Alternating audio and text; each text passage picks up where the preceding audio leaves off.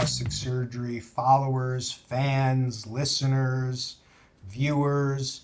We're continuing our podcast series. This is episode 9, and it's going to be behind the scenes. Behind the scenes, I'm joined again by Gina, our expert moderator, who happens to be also our expert RN, nurse, all things in our practice, taking care of the patients when I'm in the operating room. So Gina, thanks again for the surgeon and artist in the OR, the artist in the OR. But this is really about behind the scenes. Yes. So day in the life of a master surgeon. Everyone loves day in the life. I love it. I always ask you when you come in, what'd you do over the weekend? What'd you do this morning? Because, it's more than just going in there, fixing it, and getting out. Right. So before we kind of jump into details, why is it important for patients to understand kind of what goes on behind the scenes? Well, there's a lot of behind the scenes. You buy a ticket to a show, you're going to go see a great artist, music performer. They didn't wake up that morning and just decide, hey, I'm going to go on stage today and entertain, 16,000 people. It doesn't work like that. There's a lot of prep. Now, if it comes off seamlessly, then the prep is all worth it. So that's kind of like what we are. I'm a performer, surgeon performer, and there's a lot of prep for these patients in there. So the prep is we review, and Gina will come to me with charts. Hey, this person's coming in for consult. Here's the chart. Let me go over. I called this patient. I saw a couple of things here. I had to define it. So we're going over your medical history before you come. If there were photos submitted and other records, we're going over that. So there's, all of this. Patient comes in, maybe before I get in the room to see you, Gina or one of our other nurses have taken them in the back, done photography, particularly it's facial stuff, breast or body, and I am evaluating that. In fact, the charts are prepared a day in advance. I may get out of a 12-hour surgery day and take 7 charts home after and at night the day before go and study the charts, so that patients are always impressed because you guys have prompted me, I know everything about them when I come into the room. I'm not asking, okay, so why are you here? Yeah. And what medications are you on? And, you had this surgery. Is there any way we could see I don't have your operative report. My team has done all that in advance, and I've studied it.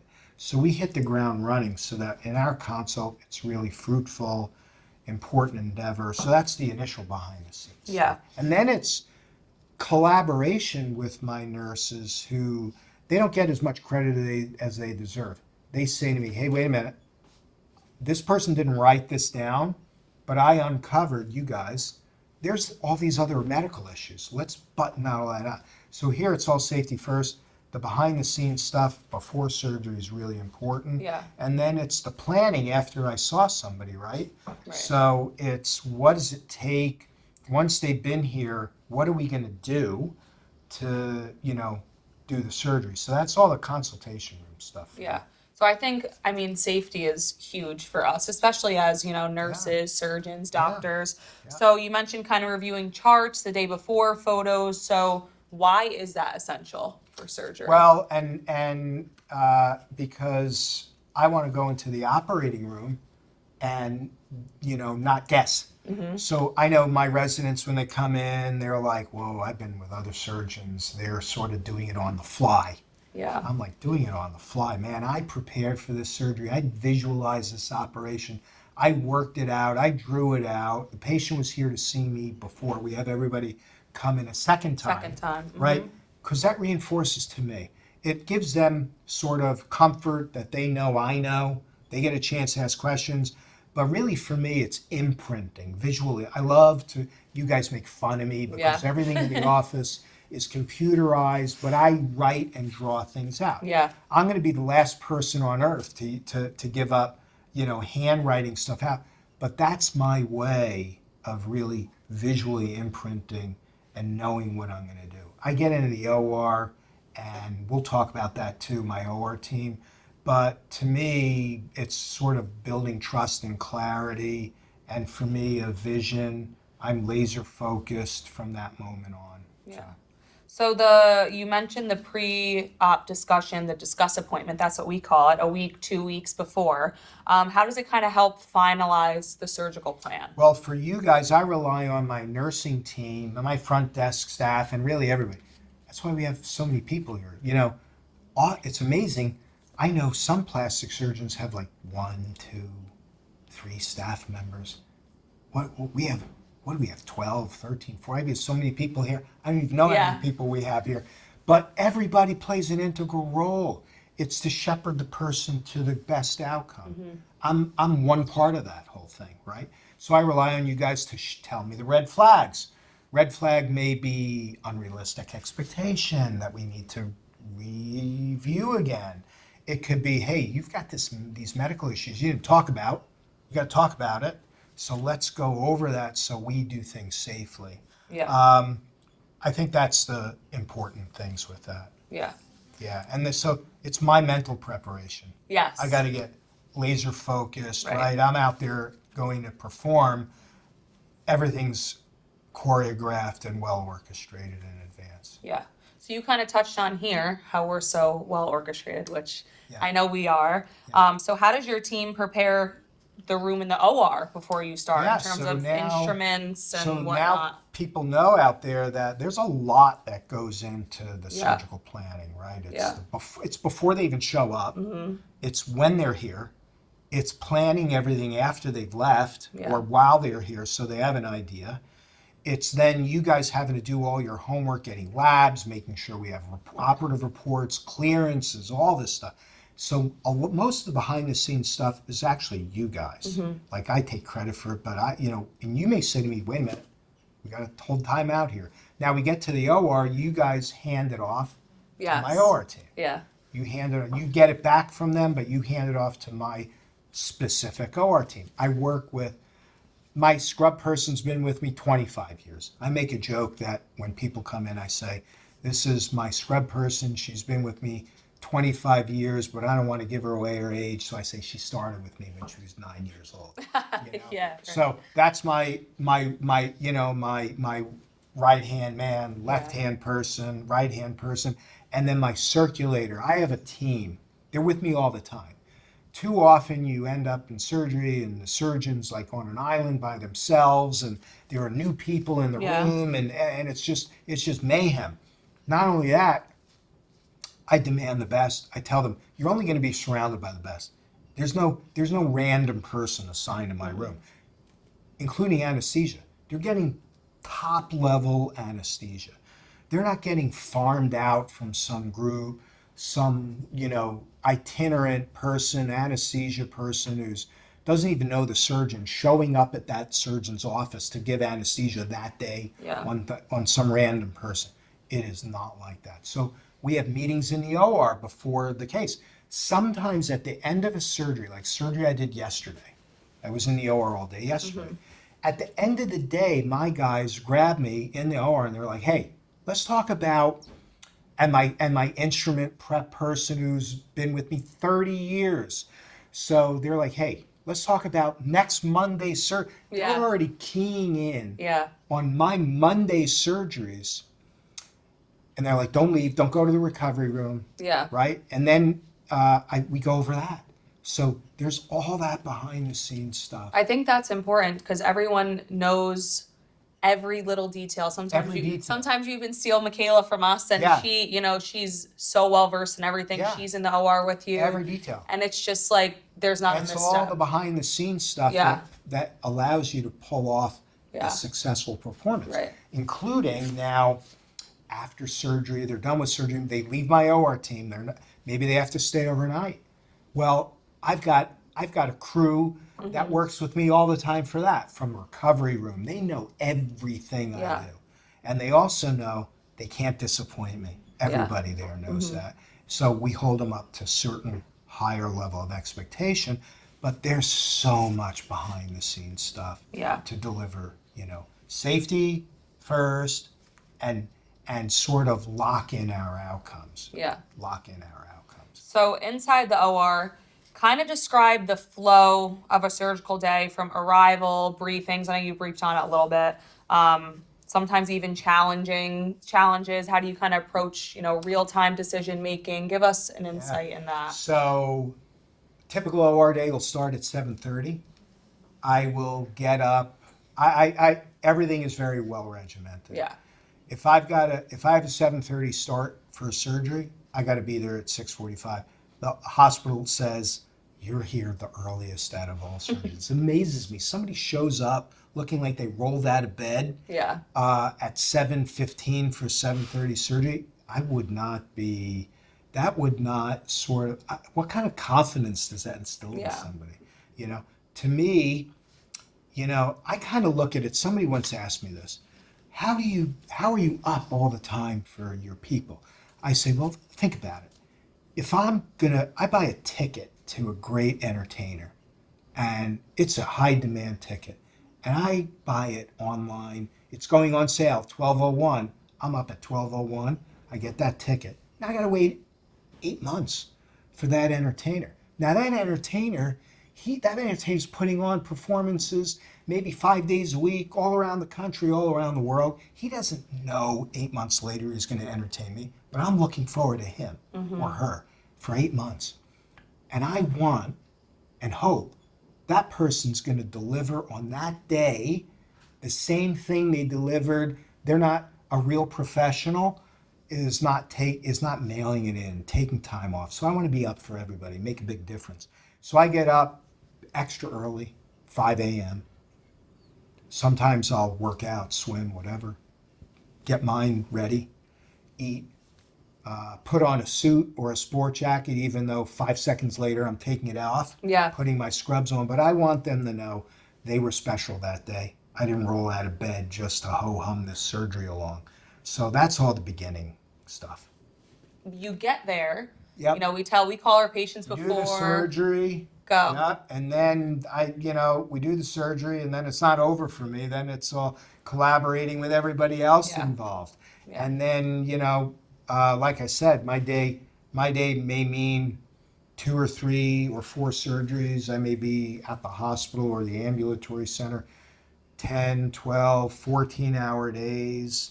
But I got to get up for the next person. So I've done, and then I'm home, maybe preparing already for the next day, and got to be up for them. Yeah. Quality control is big here. Yeah. So How do you maintain kind of deep, uninterrupted focus for those hours, and even sometimes, navigating fatigue and even complex steps that sometimes you go in and you don't know what you're going to find. like I said, performance art, that's surgery, but I like to consider myself an entertainer. I have to keep my team engaged. Yeah. I have my scrub person and I will sing duets during surgeries.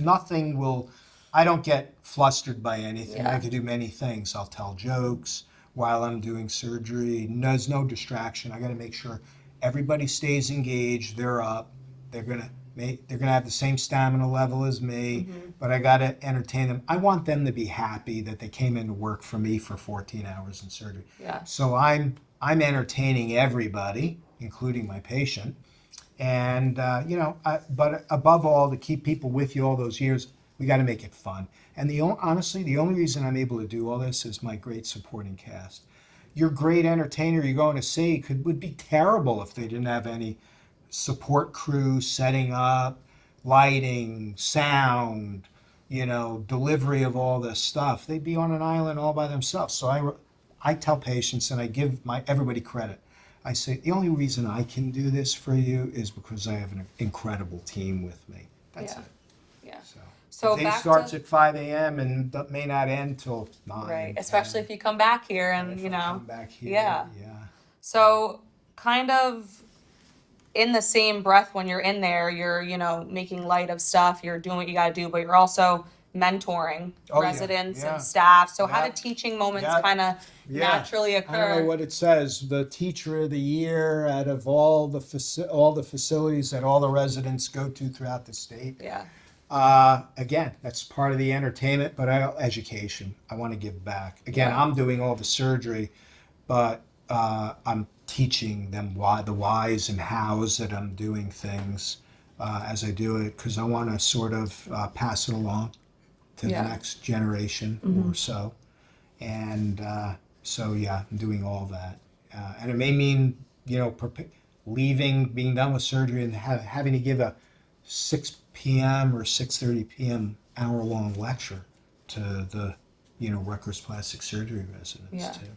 But again, I couldn't do any of this if it wasn't for my office team and my OR team. I really, really couldn't. Yeah. Yeah. What does an office day look like in terms of, because, we have names for our Yeah, different appointments, yeah. but what does that look like in a day that so you're, our week is compartmentalized. I'm Yeah. operating 3 days a week. I'm with you guys 2 days a week, Yeah. but everything's full days, yeah, right? So Tuesdays and Fridays can be long. Maybe we got to go see our patient in the hospital who was operated on the day before, early in the morning, and now we're going to coming back to the office. And I give credit to Eugenia and the rest of our staff who are so dedicated. There's no team like you guys, honestly. And then we're in the office maybe prepping for the day before patients start coming in for a half hour, going over things. And then maybe we're here seeing 20 post-op people, 4 or 5, 6 people who are coming up for surgery, 6 new consults, and maybe the day ends with you guys going home, and then you guys are so dedicated I got to walk around the office and kick you all out. Yeah. And then it's just me and the coordinator going over, debriefing the end of the day, all the people that come in. So I spend the day, I'll meet with front desk, I'll meet with nursing, I'll meet with marketing, I'll meet with insurance, meet with our office manager, our esthetician, our laser person, our injector, just to make sure everything's flowing. So Yeah. it's a long day. They're Yeah. long days. but we get it done. But we get it done. Yeah. So, all right, closing. Final message you'd kind of like to share about trust, the privilege of doing this work. Well, I love how you say the privilege of doing this work. I'm glad you said it because I wouldn't have thought of that. But to me, that is it in a nutshell. Yeah. And we tell people, and I tell my office team and my OR team, we're fortunate, and I usually say this to the patient after the fact, when we're done with them, and they say, and we say to them, well, you don't have to come back anymore. Yeah. And sometimes they'll have a tear in their eye. They became family. Yeah. And they're like, oh, I don't have to come anymore. And they want to give you a hug or give me a hug. Yeah. But to me, that's it. It's about shepherding people to the best outcome in the safest environment possible. And the word you used when you just said, it's all encompassing. We want to make a positive impact in somebody's life. There's such a disconnect out there in the world today in everything, especially in medicine, that we want to go the extra step. We want to show people we are going to work harder at getting you a safe outcome and a happy experience. Then there's no other promises here other than that. Yeah. We promise to deliver on that. And I think that's the take-home message I want people to understand about all the behind-the-scenes stuff here. Yeah. All right. So lastly, I know you touched on it a little bit, even in our prior podcast, but kind of explain the value of having surgery, performed in a hospital rather than, or the accredited ambulatory center, which you go to. So kind of touch on that before we go. I'm happy you brought that up. I would have forgotten to bring that up, but we don't do. I do a lot of big surgery, and I want it in the safest environment. I happen to have a great relationship over 30 or more years with our hospital, which, by the way, was the first accredited plastic surgery training program back in the 1940s. Oh, wow. And they kind of held on to that. So they've given us the latitude of ingratiating, bringing our patients to a real hospital facility. That doesn't exist anymore anywhere. It's such a disconnect, but we incorporate that into our practice. So everything's done either at the hospital or the hospital's accredited ambulatory center. It allows me to safely do surgery later into the day and not have to kick people out of a recovery room in a wheelchair on a street corner at 7 o'clock at night. See ya. There's none of that here. Yeah. None of that here. And I think patients learn that. Yeah, and appreciate it after, Appreciate for it. sure. Yeah. Yeah. All right, this was great. So Day in the Gina, life. Day in the life. Yeah. And that's only the half. That's not even the Yeah, half. that's not even the half Not of even it. the half of Yeah. it. So Gina, thanks again for Thanks being for a having great me. moderator. Spiro Plastic Surgery. I'm Dr. Scott Spiro, surgeon by trade, artist at heart. We're going to see you for episode 10. Stay tuned. Thanks.